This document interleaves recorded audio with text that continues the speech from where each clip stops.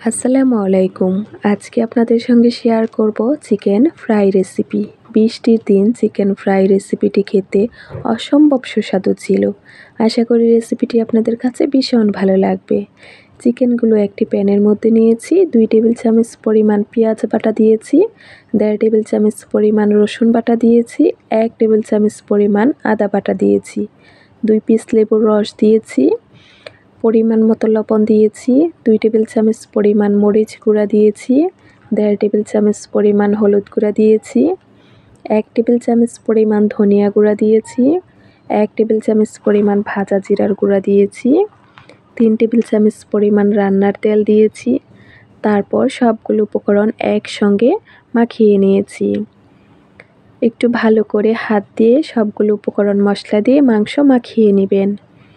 এই পর্যায়ে আমি অল্প পরিমাণ পানি দিয়েছি। মাংস ফ্রাই করার আগে মাংস সিদ্ধ করে নিতে হবে। এই পানি দিয়ে আমি মাংস সিদ্ধ করে নিব। আপনাদের হাতের কাছে যদি সময় থাকে তাহলে 5 থেকে 10 মিনিট সময় রেস্টে রেখে তারপর মাংস রান্না করবেন। অফ ক্যামেরায় আমি 2 বার উল্টিয়ে পাল্টিয়ে নেড়ে ছেড়ে 10 মিনিট সময় মিডিয়াম হিটে আমি মাংস রান্না করে নিয়েছি। এখন আমি মাংস ফ্রাই করে নিব। আজকে আপনাদের সঙ্গে পেঁয়াজ কুচি দিয়ে ভীষণ সুস্বাদু করে চিকেন ফ্রাই রেসিপিটি শেয়ার করছি। প্রথমে যে পেঁয়াজ দেখিয়েছিলাম এই পেঁয়াজগুলো আমি কুচি করে অ্যাড করে নিয়েছি। 4 টুকরো দারুচিনি, 5 টুকরো এলাচ দিয়েছি, 3টি তেজপাতা টুকরো করে দিয়েছি। তারপর অনবরত নেড়ে ছেড়ে সবগুলো উপকরণ একসঙ্গে ভেজে নিয়েছি। আপনারা হয়তো দেখতেই পাচ্ছেন আমার চিকেনগুলো ফ্রাই হয়ে গেছে।